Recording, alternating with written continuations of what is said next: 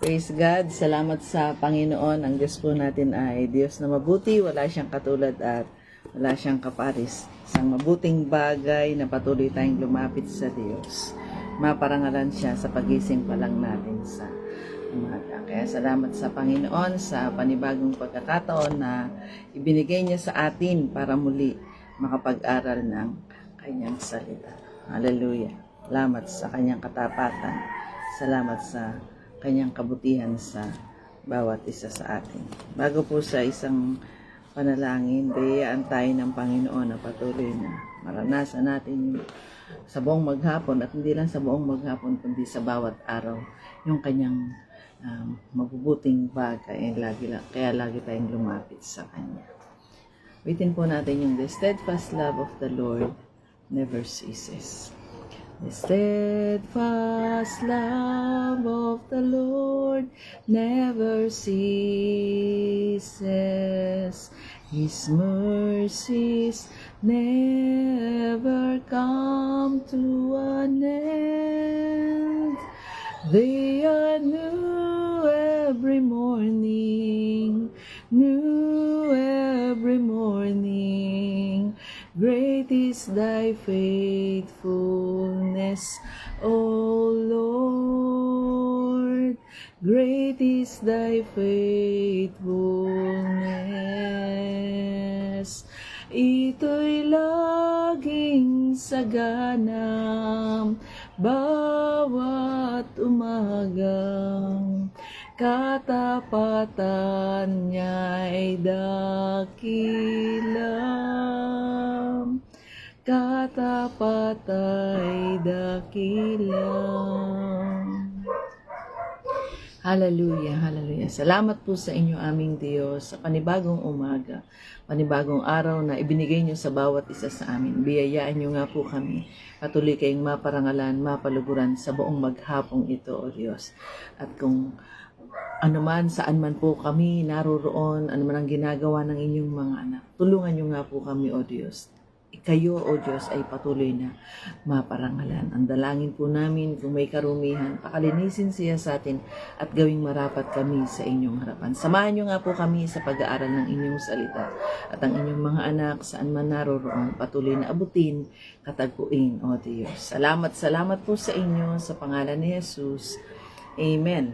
Salamat sa Panginoon. Magandang umaga po sa bawat isa. Ang Diyos po natin ay Diyos na mabuti, Diyos na dakila at Diyos na tapat. Salamat sa kanyang kabutihan sa bawat isa sa atin. Pag-aaralan po natin sa umagang ito ay matatagpuan sa salita ng Diyos na patuloy na maranasan natin yung katapatan niya sa bawat isa sa atin. Biyayaan po tayo ng Panginoon. Apart from Him, wala po tayong magagawa. Pero tapat yung nangako.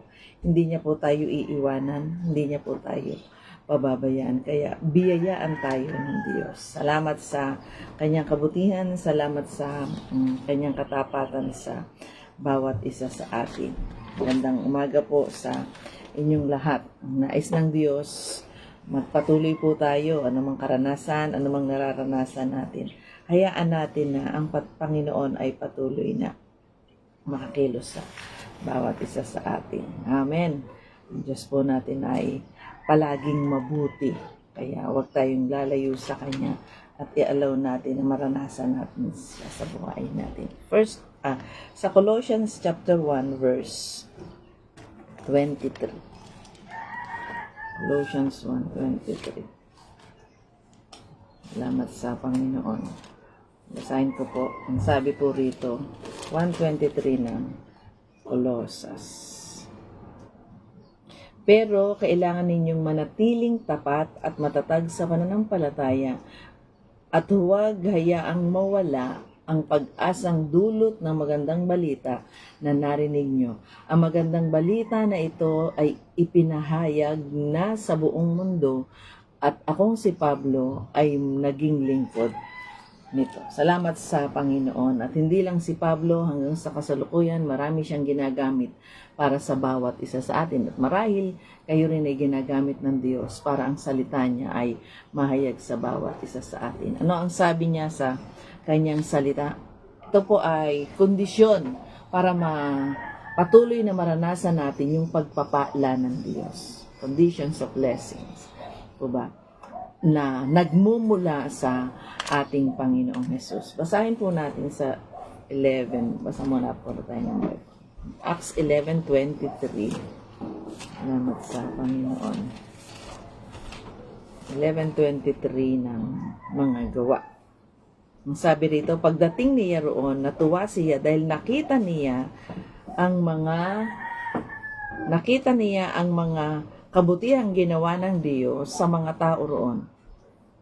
At pinayuan niya sila na maging matapat at matatag sa kanilang pananampalataya sa Panginoon. Kailangan po nating maging tapat at matatag sa ating pananampalataya. Hindi lang po basta tapat. Kailangan yung katapatan at katatagan ay naroroon din.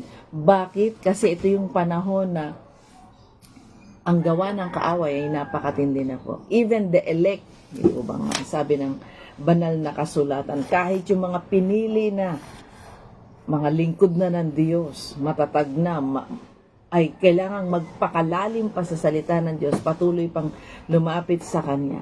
Basahin po natin doon sa Mateo 24:24. Kaya sa atin sa bawat araw, salamat sa Diyos at sa kapanahonan ngayon. Marami na tayong napapakinggan sa pag-aaral ng Kanyang salita. Pero kailangan, kahit marami tayong napapakinggan ng pag-aaral ng salita ng Diyos, personal, meron tayong personal na ugnayan, personal na karanasan din sa ating Panginoong Jesus. Kaya salamat sa Panginoon. 24 ng Mateo. Salamat sa Panginoon. Sapagkat lilitaw ang mga di tunay na Kristo at huwad na propeta. Magpapakita sila ng mga kagilagilalas na himala at kababalagan upang malinlang kung maaari pati na ang mga pinili ng Diyos. Even the elect, kahit yung mga pinili ng Diyos ay malilinlang. Nakakalungkot po sa kapanahonan natin, marami ang tumatalikod sa Diyos. Totoo po ang salita ng Diyos. Kaya ang nais ng Diyos, kung gusto nating patuloy na maranasan yung hindi lang basta pagpapala, material things na binibigay na mula sa ating Panginoong Jesus. Painit ka na lang. Ay magpakatatag po tayo sa ating pananampalataya na huwag tayong ma-deceive ng kaaway. Biyayaan tayo ng ating Diyos. Kasi ang sabi, kahit yung mga pinili at marami sa kapanahunan ngayon ang nalilihis sa kanilang pananampalataya, tumatalikod. Kaya tulungan tayo ng Diyos. Ang isang paraan, maging rooted and grounded tayo sa Kanyang salita. Rooted and grounded sa salita ng Diyos. Ang sabi dito sa Ephesians chapter 3, basa po tayo. Kaya hindi po sapat na nakikinig tayo. Hindi sapat na naiyak ka, talagang lalalim ka sa salita ng Diyos. Hindi po nakapagpapalalim ang pag-iyak. Diba? Ang nakapagpapalalim ay yung pagbababad natin sa presensya ng Diyos, yung pagnanasa natin, at yung pag-aaral natin ng Kanyang salita. At kahit nga nag-aaral, kung hindi isa pamuhay, ito rin ay wala. Kaya tulungan tayo ng Diyos sa bawat sandali. 3:17 ng Ephesians ang sabi, that Christ may dwell in your hearts by faith. Yung ating Panginoong Jesus manatili sa ating puso by faith. That ye being rooted and grounded in love. Kailangan maging rooted and grounded po tayo sa salita ng ating Panginoong Jesus. Biyayaan tayo ng Panginoon na patuloy nating maranasan sa bawat sandali, sa bawat umaga, yung katapatan ng Panginoon. At mararanasan lamang natin ito kung tayo ay patuloy na lalapit sa Kanya. Mararanasan lang natin ito kung tayo ay dudulog, magbabasa ng Kanyang salita. At pag tayo magbasa ng Kanyang salita, lagi nandun yung paghingi natin ng gabay at patnubay ng ating Panginoong Jesus. Mahalaga po yun. Kailangan na nagpapatuloy tayo. Basahin pa po natin dito. Kaya para tumatag yung ating pananampalataya, tuloy-tuloy na paglapit sa Panginoong Diyos na makapangyarihan sa lahat. Tuloy-tuloy na pag-aaral ng kanyang salita. Tuloy-tuloy na pagnanasa na maranasan siya sa bawat sandali. Bakit? Kagaya ng binasa natin sa 24:24 ng Mateo. Even the elect, kahit yung mga pinili, kahit yung mga lingkod niya, tayo, mga ngaral, tayo na nag-aaral ng kanyang salita, lumalapit sa kanya, tayo yung target. Kaya, huwag tayong lalayo at biyayaan tayo ng Diyos. Lagi tayong dumulog sa Panginoon. Huwag po nating tingnan yung kahinaan ng iba. Ang tingnan natin, yung Diyos na makapangyarihan sa lahat. Kasi pwede tayong bumagsak kung titignan natin yung mga nakapaligid sa bawat isa sa atin. Even yung mga matatag, even yung mga malalakas. Yan yung mga target ng kaaway. Yung mga ginagamit ng Diyos, yun yung target ng kaaway. Kaya, sabi, even the elect, kahit yung mga pinili, ay malilin lang. Huwag po tayong mapasama dun sa malilin lang. 14:22 ng mga gawa. Sabi, pinatatag nila ang mga tagasunod ni Jesus at pinayuhang magpatuloy sa kanilang pananampalataya. Maging matatag at magpatuloy sa pananampalataya. Maging matatag po tayo at magpatuloy tayong lumapit sa Panginoon, humingi ng kalakasan, humingi ng gabay, humingi ng patnubay sa ating Panginoong Diyos. Yun ang laging pinakamabuti. Lagi nating uunahin ang ating Panginoong Jesus. Kaya salamat sa Panginoon. May mga devotion po na napapanood tayo, na nagiging gabay, patnubay natin sa pag-aaral ng kanyang salita. Salamat sa Panginoon. Pero lagi kong binabanggit po yan, iba pa rin yung personal na pakikipag-ugnayan, personal na devotion natin sa Panginoon. Salamat sa Panginoon. Sabi, ulitin ko, pinatatag nila ang mga tagasunod ni Jesus sa pamamagitan ng panonood po natin, kagaya nito, pakikinig ng mga live pag-aaral ng salita ng Diyos. Tumatatag yung ating pananampalataya. Pero kailangan, kagaya ng aking binanggit, meron tayong individual devotion, paglapit sa Panginoon na mas magpapalalim, di po ba? Iba kasi yung revelation ng Diyos sa akin. Iba yung revelation ng Diyos sa bawat isa. At iba yung revelation, ikaw at ang Panginoon. May personal na pagpapahayag ang Diyos. At lalong lumalalim, mas lalo nating makikilala ang Diyos na personal sa ating mga buhay. Kaya ano ang sabi? Pinapatatag nito, yung paglapit natin sa Panginoon, yung tuloy-tuloy na paglapit natin sa Panginoon, pinapatatag nito yung ating pananampalataya. At mas nakikilala pa natin ang Diyos sa mas malalim na kaparaanan. Kaya kailangan magpatuloy, tuloy-tuloy sa paglapit ng Diyos, sa paglapit sa ating Panginoong Jesus, para tuloy-tuloy din na maranasan natin yung pagpapala. Hindi lang sa material, lalong higit sa espiritual. Kaya pinapatatag nito yung ating pananampalataya. Kaya salamat sa Panginoon. Pag dumating yung mga problema, pagsubok, nagiging maalwan ito. Tayo'y nakakapagpatuloy. Kaya salamat sa Panginoon. Diyos po natin ay Diyos na napakabuti. Sabi, rooted and grounded sa salita ng Diyos. Kailangan maging, panatag ka, ano man yung dumating. Bakit? Ikaw ay grounded, rooted and grounded. Malalim na.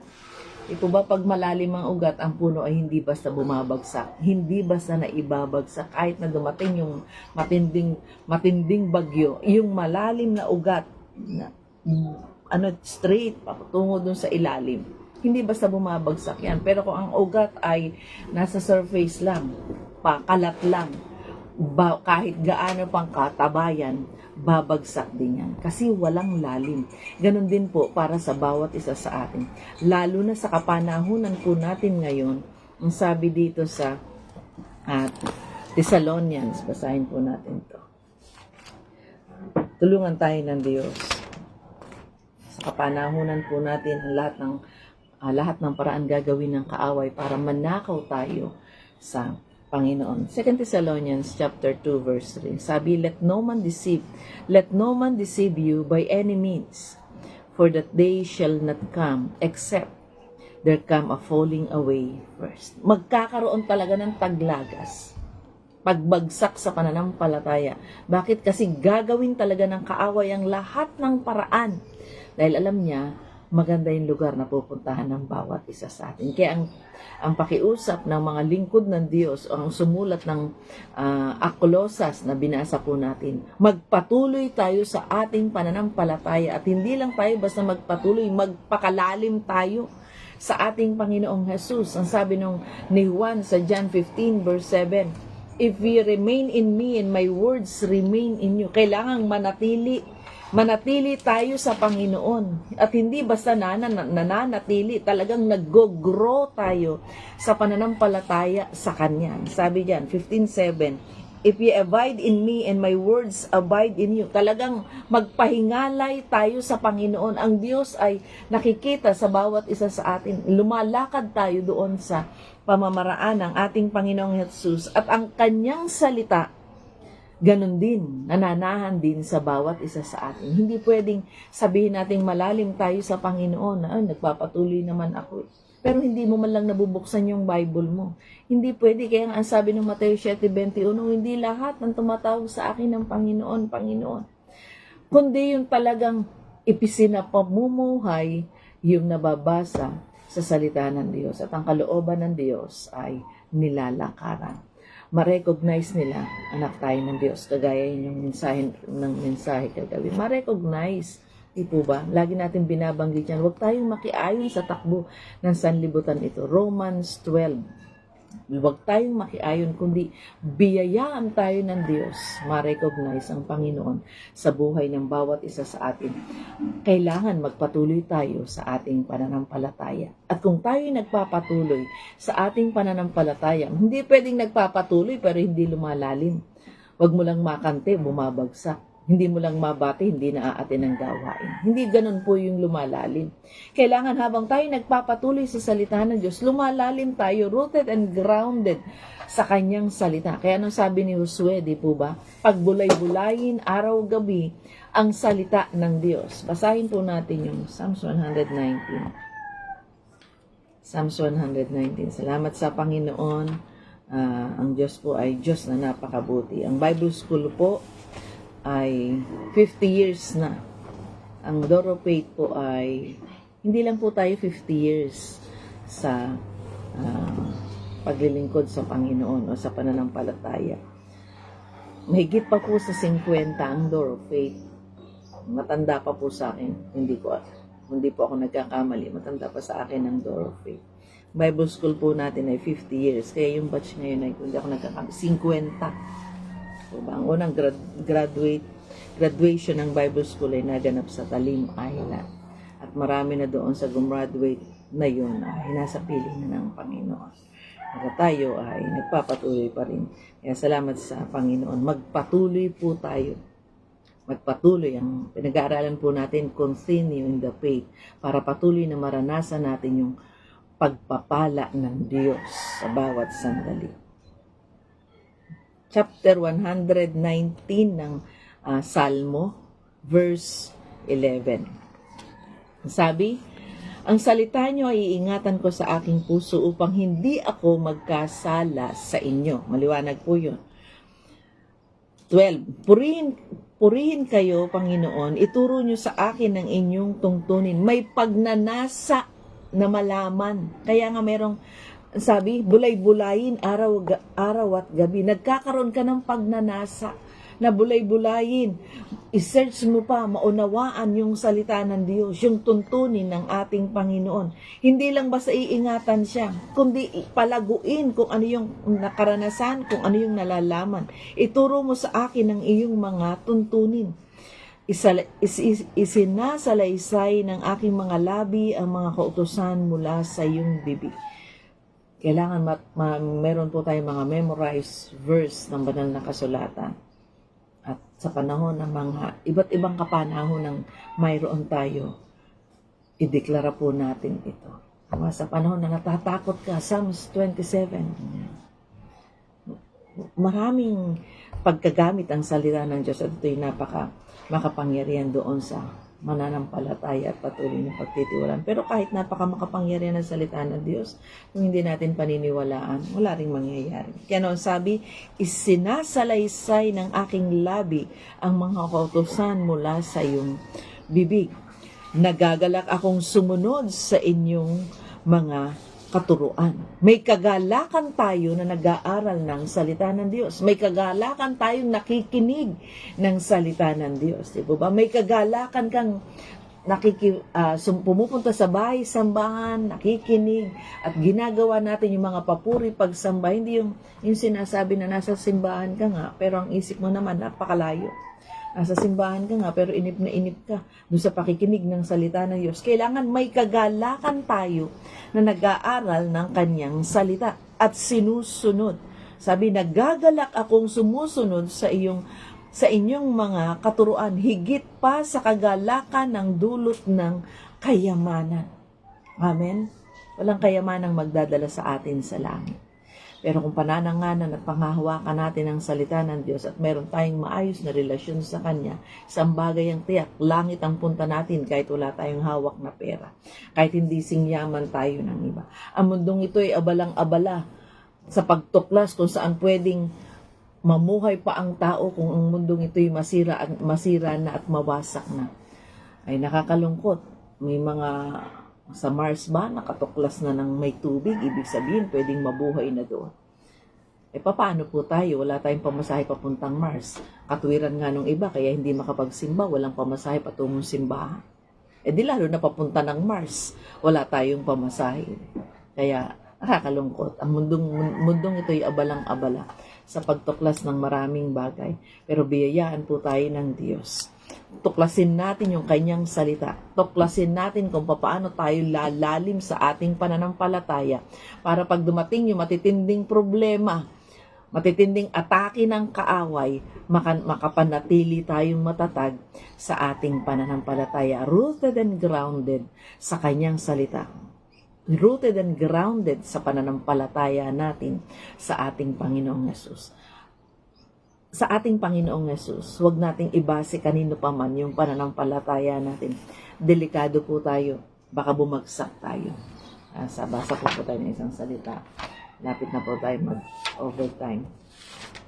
Sa Colossians, ang sabi po rito, chapter 2, verse 7, rooted and built up in Him and established in the faith as ye have been taught, abounding therein with thanksgiving. Kaya, tulungan tayo ng Panginoon, rooted sa kanyang salita, rooted yung relasyon natin sa ating Panginoon, rooted, grounded yung pananampalataya natin sa Kanya. Maliwanag po sa ating Panginoong Jesus. Huwag nating isandig kay pastor, sino pang magagaling na evangelist yan, mga minister, mga misyonary, mga kaibigan natin na napapahanga tayo sa pag-i-explain ng salita ng Diyos. Humanga tayong palagi sa ating Panginoong Jesus. Hayaan natin talagang connected talaga tayo sa ating Panginoong Jesus kasi baka magkaroon po ng problema, bumagsak tayo. Kumuha tayo ng kalakasan sa ating Panginoong Jesus at biyayaan tayo. Kaya nang sabi, sa kanyang salita, tulungan tayo ng ating Diyos na makapangyarihan sa lahat. Kaya anong sabi nung binasa natin sa mga awit, may kagalakan tayong nag-aaral ng kanyang salita. May kagalakan tayong bumabangon sa madaling araw para katagpuin yung Diyos na makapangyarihan sa lahat. Hindi lang tayo lalapit sa Kanya dahil may pangangailangan tayo. Ano na po yun automatic na po yun. Na kapag tayo lumapit sa Diyos, nag-report tayo sa Kanya, pagising pa lang sa umaga, kinausap na natin siya, pinarangalanan na natin siya, nagbasa tayo ng Kanyang salita at nagkaroon tayo ng pagnanasa na maunawaan ng Kanyang salita, hindi lang basta maunawaan, malakaran nito, lalalim po talaga tayo. At hindi lang basta tayo lalalim, kasama na po yun, yung pagpapala ng Diyos, yung pagtatawid sa atin ng Diyos. Ang isa sa unang pagpapala na ibinibigay sa atin ng Diyos, pag tayo patuloy na lumalapit sa Kanya, pag tayo patuloy na nag-aaral ng Kanyang salita, patatatagin ang ating pananampalataya. Kaya nang sabi, ito yung kondisyon para patuloy na maranasan natin yung pagpapala. Kahit hindi natin sabihin, Lord, bless me. Kapag tayo ay patuloy na lumalapit sa Diyos, patuloy na nag-aaral ng Kanyang salita, nagnanasa sa Kanya, hindi mo namamalayan, pinagpapala ka ng Diyos, hindi lang sa espiritual, ganun din sa material, ganun din sa lahat ng pangangailangan. Kaya salamat sa Panginoon. Kaya ang nais niya, lumago tayo sa Kanya. Lumago tayo sa karanasan sa Kanya. Lumago tayo sa pagnanasa. Magkaroon tayo ng kagalakan sa paglapit sa Kanya at sa pag-aaral ng Kanyang salita at sa pagsunod. Ang sabi, nagagalak akong sumunod.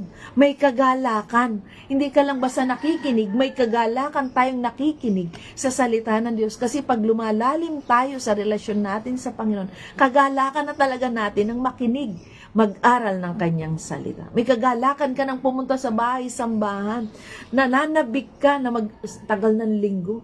Pero alam nyo, kapag hindi tayo malalim sa salita ng Diyos, live na lang, wala pang pamasahe, walang gastos. Di po ba?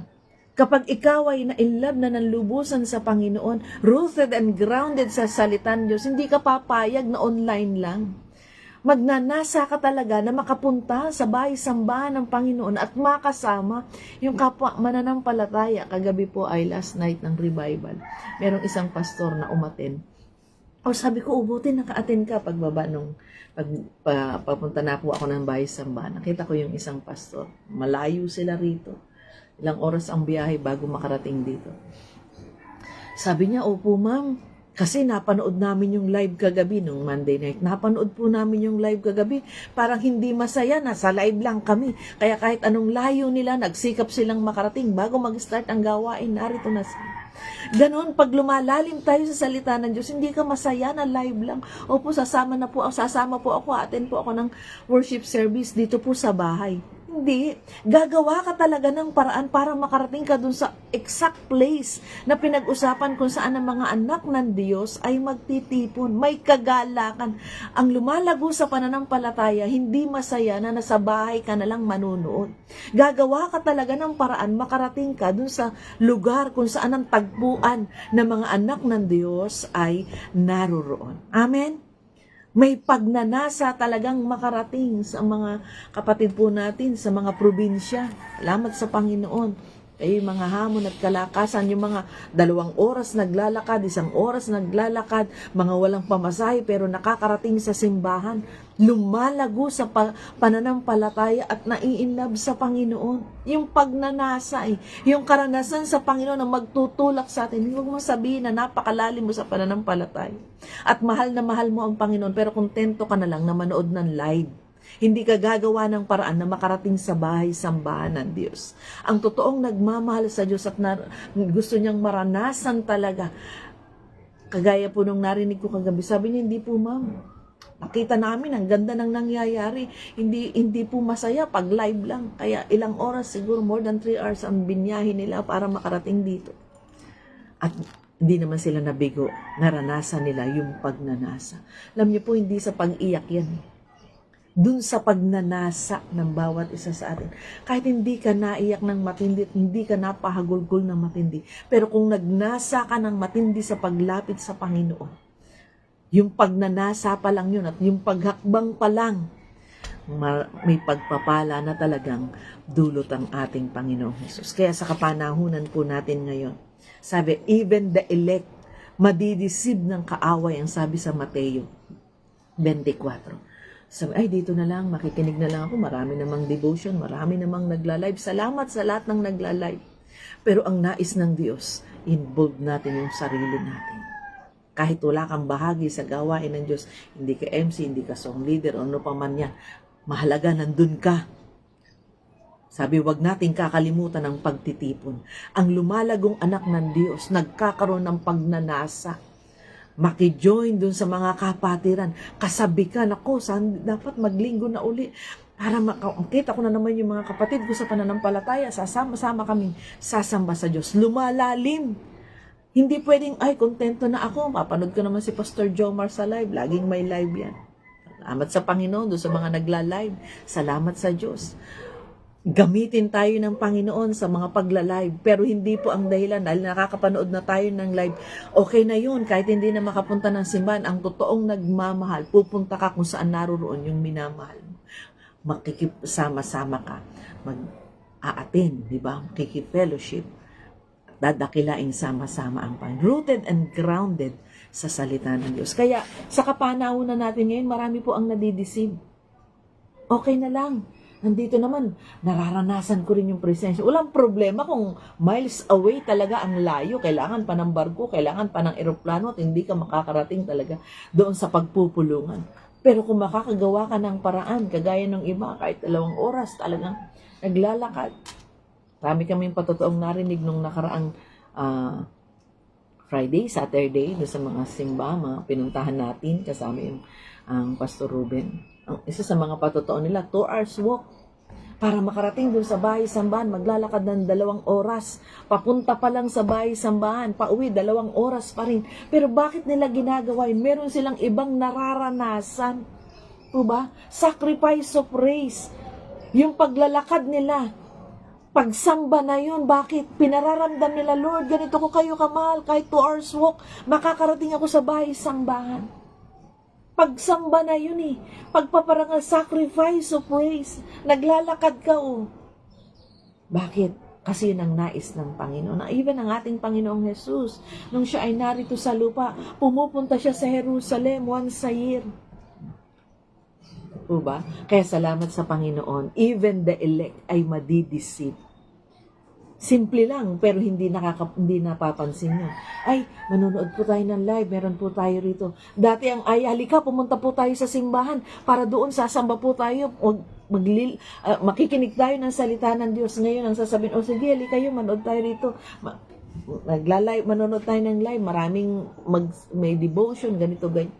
Nawawala na yung pagnanasa, nakasabi ka na pumunta sa bahay ng Panginoon. Pag ikaw ay rooted and grounded sa salita ng Diyos. Oo, nagpapatuloy ka sa pananampalataya, pero lagi kang nananabik pumunta sa bahay ng Panginoon.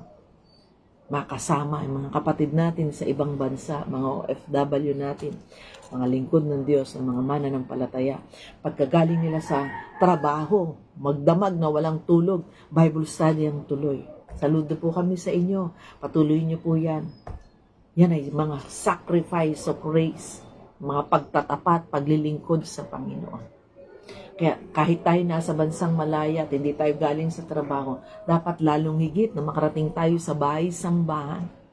Katibayan na lumalalim tayo sa relasyon natin sa Panginoon. At wag po tayong mag-alala, ang pagpapala ay dumadaloy doon sa mga anak ng Diyos. Kahit hindi po tayo humingi, anong sabi sa Isaiah? Hindi ka pa humihingi, along the way na yung tugon ng Diyos kasi continuous tuloy-tuloy yung paglapit mo sa Panginoon. Sabi sa Psalms, delight thyself, magpakaligaya ka sa Panginoon, ibibigay niya yung nasa ng puso mo, hindi ka pa humihingi, ibibigay na niya yan. At kung sakaling hindi niya ibinibigay, baka hindi pa on time para maranasan at mahawakan mo yung pagpapalang yan. O marahil, hindi yan ang nais ng Diyos. May mas maganda pang nais ang Diyos para sa iyo. Kaya salamat sa Panginoon. Lumalim po tayo sa pananampalataya. Hindi sapat na nakikinig. May kagalakang isinasagawa, isinasakatuparan. Sabi, may nagagalak akong sumusunod sa inyong mga katuruan. Higit pa sa kagalakan, dulot ng kayamanan. Kondisyon ng pagpapala, magpatuloy tayo sa ating pananampalataya. Yung relasyon natin lumalim. Relasyon natin sa Panginoon ay lumalim, rooted and grounded sa Kanyang salita. Magkaroon tayo ng pagnanasa, kasabikan, pumunta sa templo ng Diyos, maten ng prayer meeting o maten ng mga midweek services, Bible studies. Katibayan na lumalalim tayo at nagagalak ka. Hindi ka naiinip, ang tagal namang magsalita ni Pastor. Nakakalungkot po yun. Lumalalim sa salita ng Diyos. Ang mga taong lumalalim sa salita ng Diyos at nananabik lagi sa Panginoon, nananabik din yan pumunta sa bahay ng Panginoon. Hindi, online na lang ako. Malakas naman ang signal sa amin. Nauunawaan ng Diyos yun. Oo, nauunawaan ng Diyos. Pero ang hinahanap ng Diyos yung katapatan natin sa Kanya na kahit may effort, nahihirapan ka, magagastusan ka, makakarating ka pa rin sa bahay-sambahan ng Diyos. Mga kapatid natin sa probinsya, hindi sila namamasahe. Naglalakad po sila 1 oras, 2 oras, makarating lang sa bahay-sambahan. Tulungan tayo ng Panginoon. Even the elect, madideceive. Nasabihin ng demonyo, manood ka na lang ng online. May online naman ang mga lingkod ng Diyos. Okay na yun. Hindi po okay yun. Kasi sino mang nagmamahal, hahanapin mo yung minamahal mo. ang Diyos na makapangyarihan sa lahat. Kaya tulungan po tayo ng Panginoon, biyayaan tayo ng Diyos. Huwag po tayong mapasama. Sabi nung Thessalonians, merong great falling away. Even the elect madadaya. Pero kung tayo ay may kagalakan sa pagsunod sa ating Panginoong Hesus, hindi tayo madadaya. Bakit? Lagi tayong magsusumiksik sa Panginoon. Kaya salamat sa Panginoon sa umagang ito. Pag nag-aaral ka ng salita ng Diyos, laging parang napakabilis. Pasensya na po kayo, lagi talaga akong overtime. Salamat sa Panginoon. Sama po natin sa panalangin ng Foundation Day. Salamat sa Diyos, 50 taon na ang Bible School. Po ba? 5 taon na po sa katapatan niya. Marami po sa atin ang graduate sa Bible School. Magpatuloy po tayo. Saan man tayo tinawag ng Diyos. Hindi po lahat ng nag-aaral sa Bible School pastor pagka-graduate. May kanya-kanyang ministry pa rin po. Kaya kung hindi man kayo pinatayo, hindi ka nag-graduate ako ng Bible School, ba't hindi ako pinag-preach? Mga kapatid, hindi lahat ng mag-graduate sa Bible School pastor. Kung lahat tayo pastor, wala nang makikinig. Meron tayong kanya-kanyang paggagamit. Marahil, pinadala ka sa Bible School ng mga pastor o ng pastor mo para lumalim ka sa relasyon sa Panginoon at makapagpatuloy ka at kung saan ka naroroon, magamit mo yun na pag-aralan para maghayag ng Ebanghelyo. Hindi po laging nasa simbahan, dun lang mangangarap. Saan man tayo dali ng Diyos, makapaghayag tayo ng mabuting balita. Kaya, hindi porke graduate ng Bible School, lahat tayo pastor, lahat tayo nakatayo sa pulpito. Hindi po. Saan man tayo pumunta, saan man tayo pumaroon, magamit ito para sa kalwalhatian ng Diyos. Pero kung ikaw ay tinatawag magpastor, huwag kang magtago. Hayaan mong gamitin ka ng Panginoon. Huwag kang tumalikod, huwag kang lumayo. Yung mga pangakong binitawan natin sa Diyos, di po ba? May mga pagkakataong paiyak-iyak pa tayo. Kaya maglilingkod, isusuko ang lahat. Karoon lang ng boyfriend, nakalimutan yung pangakong isusuko ang lahat na maglilingkod sa Diyos. Tulungan tayo ng Panginoon. Biyayaan tayo ng Panginoon. Kaya salamat sa Panginoon sa mga nauna sa atin, sa Door of Faith. Ginamit ng Diyos, Reverend Mildred J. Brastic. Mahigit na po sa 50 taon ang Door of Faith. Hindi lang po 50. Yung Bible School po natin ay batch 50. Kaya salamat sa Panginoon at ang pagkatatag ng Bible School dito sa sentro. Kaya salamat sa Panginoon sa kanyang katapatan sa bawat isa sa atin. Ang Diyos po natin ay napakabuti. Totoong mabuti ang Diyos. Pero maging tapat din naman po tayo sa ating pananampalataya, rooted and grounded sa kanyang salita. Magpatuloy, tuloy-tuloy sa pananampalataya sa kanya at hayaan nating maparangalan ng Diyos sa buhay ng bawat isa sa atin. Mga kapatid, kahit hindi natin sabihin, nagpapala talaga ang Diyos. Hindi natin mahihigitan ng Diyos sa pagpapalang ibibigay niya sa kanyang mga anak na laging nananabik, nagagalak na siya ay hanapin. Tayo po ay manalangin. Salamat po sa inyo, aming Diyos. Napakabuti niyo. Wala kayong katulad at wala kayong kaparis. Sa mahabang panahon, nakita namin ang inyong katapatan at ang inyong kabutihan. May mga problema, mga pagsubok, sakit, karamdaman, mga pag-atake ng kaaway. Pero sino mang nananatili sa inyo, O Diyos, ay hindi bumabagsak. Sino mang nanganganlong sa inyo, O Diyos, patuloy na pinanghahawakan ng pananampalataya at nagsusumiksik sa inyo, Panginoon, ay hindi naaagaw ng kaaway. Biyayaan niyo nga po kami, Banal na Espiritu. Patuloy na ipaunawa niyo sa amin ang kahalagahan ng paglapit sa inyo, kahalagahan ng paglalim sa inyong salita, at pagsunod ng may kagalakan, O Diyos, sa mga tuntunin niyo, O Diyos. Kagalakan sa pagpunta sa bahay-sambahan. Maparangalan po kayo sa buhay ng bawat isa sa amin. At hayaan niyo po sa araw na ito, ano man ang aming gagawin, saan man kami pupunta, Lord, maparangalan po kayo, Panginoon. At yung kasabikan, Panginoon, sa pag-aaral ng inyong salita, personal, pagpunta sa bahay-sambahan, ay laging sumapuso ng bawat isa sa amin. At yung maparangalan po kayo sa aming mga buhay, sa aming ginagawa, maging nasain ang aming mga puso. Abutin, katagpuin niyo po ang inyong mga anak. Saan man sila naroon, sino man yung may mga pinagdadaanan, sino man yung may mga sakit, sino man yung inaatake ng kaaway, Lord, maranasan nila di pangkaraniwang pagkilos niyo, Panginoon. At kung paano niyong itinawid ang mga Israelita sa dagat at nang hinawi niyo ito, O Diyos, ganun din para sa inyong mga anak na nagpapatuloy, na nagnanasa, na mabigyang kaluguran kayo, Panginoon.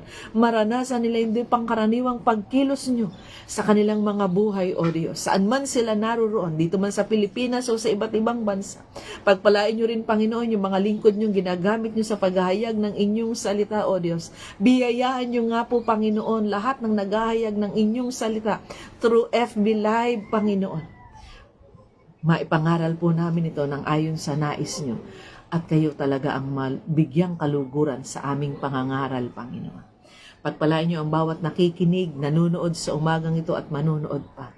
At hayaan niyo, O Diyos, yung kagalakan sa pag-aaral ng inyong salita, kagalakan sa pagsunod, Panginoon, kagalakan sa pagpupuri, sa pagsamba at paghahayag nito, O Diyos, ay huwag mawala sa buhay ng bawat isa sa amin. Salamat po sa inyo. Pagpalain niyo po ang bawat isa at kayong patuloy na maparangalan. Salamat po sa inyo. Salamat sa 50 taon, Panginoon. At higit pa sa 50 taon yung iba, Panginoon. At naniniwala kami, magpapatuloy hanggang dyan sa langit na bayan. Paparangalan kayo, pararangalan kayo, at mabibigyan kaluguran po kayo sa bawat isa sa amin. Ang amin lang panalangin, tulungan niyo po kami makapagpatuloy at laging lumapit sa inyo. Salamat po sa inyo, O Diyos, sa pangalan ni Jesus. Amen. Salamat sa Panginoon. Ang Diyos po natin ay mabuti, mga kapatid. Magpatuloy po tayo. Kung tayo po ay malalim na, lumalim pa tayo. Kung tayo may kagalakan na sa pag-aaral ng kanyang salita, mas mag-excite pa tayo. At biyayaan tayo ng Diyos. Yung kagalakan na yon ay huwag mawala, kundi magpatuloy. Inuulit ko, kahit hindi po natin sabihin, nagpapala talaga ang Panginoon sa kanyang mga anak. Magandang umaga po. Diyos po natin ay Diyos na mabuti. God bless po sa bawat isa.